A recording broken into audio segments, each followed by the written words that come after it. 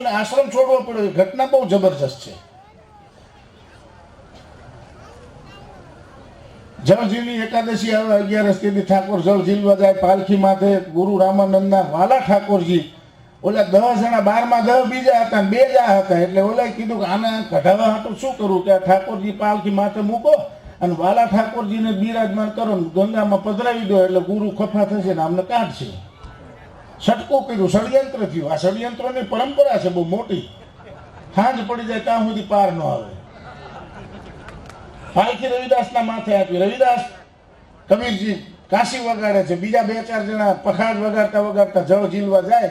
કેળસમાં પાણીમાં રવિદાસજીને પાલખી તો કાશી વગાડતા વગાડતા ટલાટુલી કરીને પાલખી ડગમગે ઠાકોરજીને પાડી દીધા. તરત જ 2 જણા ઘોડીને ગુરુ પાસે પૂગ્યા.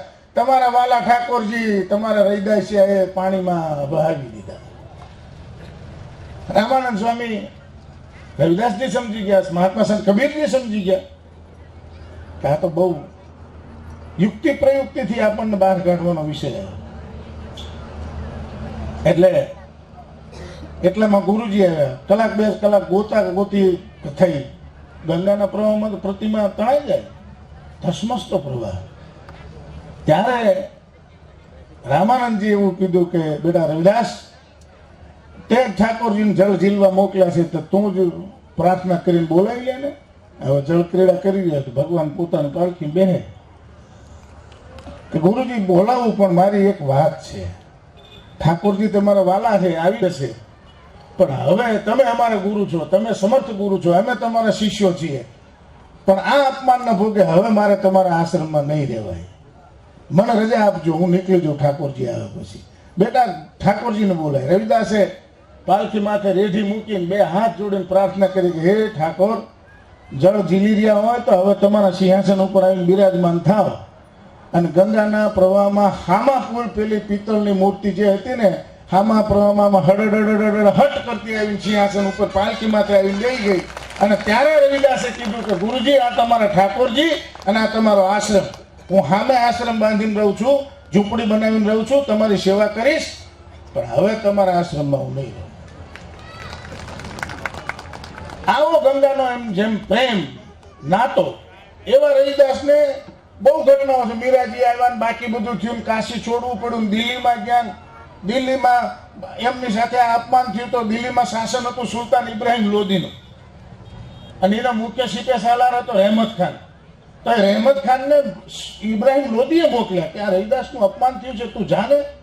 આટલા અપમાનો પછી શા માટે આ ધર્મમાં, સનાતન ધર્મમાં છે, એને ના રહેવું જોઈએ, એને આ ધર્મ છોડી દેવો જોઈએ. જે પણ કહેવું હોય તો, જે પણ લાલચ આપવું હોય આપો, પણ એ જો ધર્માંતરણ કરશે તો ખૂબ મોટી વ્યાપ સંખ્યા આપણામાં વધશે. આ 600 વર્ષ પહેલાની વાત છે. સુલતાન ઇબ્રાહિમ લોધી નો માણસ રહેમત ખાન આવ્યો. રહીમ ખાન આવીને મહાત્મા સંત રવિદાસને મળ્યો. મહાત્મા સંત રવિદાસ આગળ વાત મૂકી, હું આ રીતે આવ્યો છું, આ પ્રકારનો. અને ત્યારે રવિદાસજીએ એને કીધું કે વેદ ધર્મ હે પૂર્ણ ધર્મ, इसके अतिरिक्त और सब धर्म. वेद वाक्य उत्तम धर्म, निर्मल वाका ज्ञान, यह सच्चा मत छोड़ करके मैं क्यों पढ़ूं कुरान. निराकार तुम खुदा बताओ, फिर अल्लाह खुदा का नाम ठहराओ. अल्लाह कहे तो बने कहाँ रहा खुदा निरंकारा. दिन भर रोजा नमाज गुजारो, संध्या समय पुनः मुर्गी मारो. भक्ति करो फिर खून बहाओ, पामर किस भी दोष मिटाओ.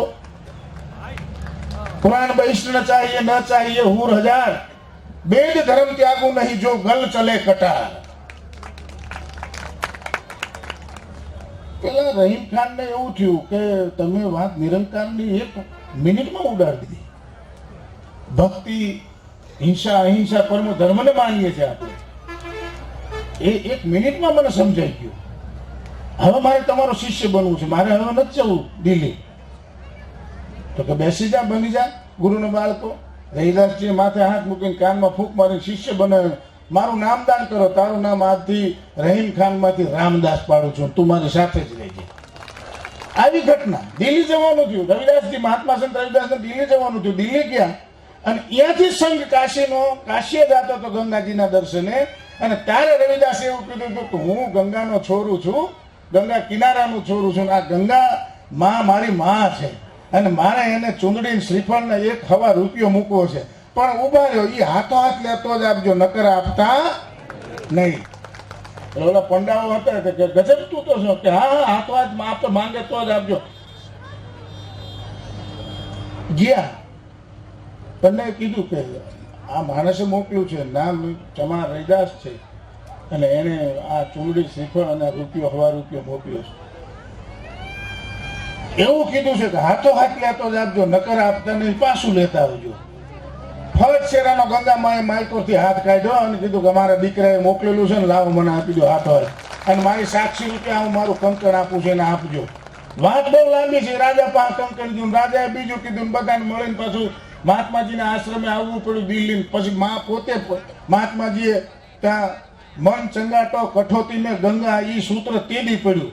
કાશી નરેશના ઘરે ઓલા બ્રાહ્મણ નથી, આ એનો ન ભાઈ, આ તો દરબારને વેચી દો પૈસા આવશે. આ ગંગાજીનું હાંસા મોતીનું કંકર પંડા ફસાણા. બીજો રૂપિયો ના લ્યો ક્યાંથી લાવ્યો? તો રવિદાસજીનું નામ લઈને પાછા ગંગાજીને. એટલે પછી પાછા પંડ્યા કે મારો કઈ આમાં વાત નથી બાપુ, આ તો રવિદાસનું હતું ને આ રીતે આપ્યું, મેં વસમાં તમને વેચી દીધું, ભૂલ મારી છે, હવે મને માફ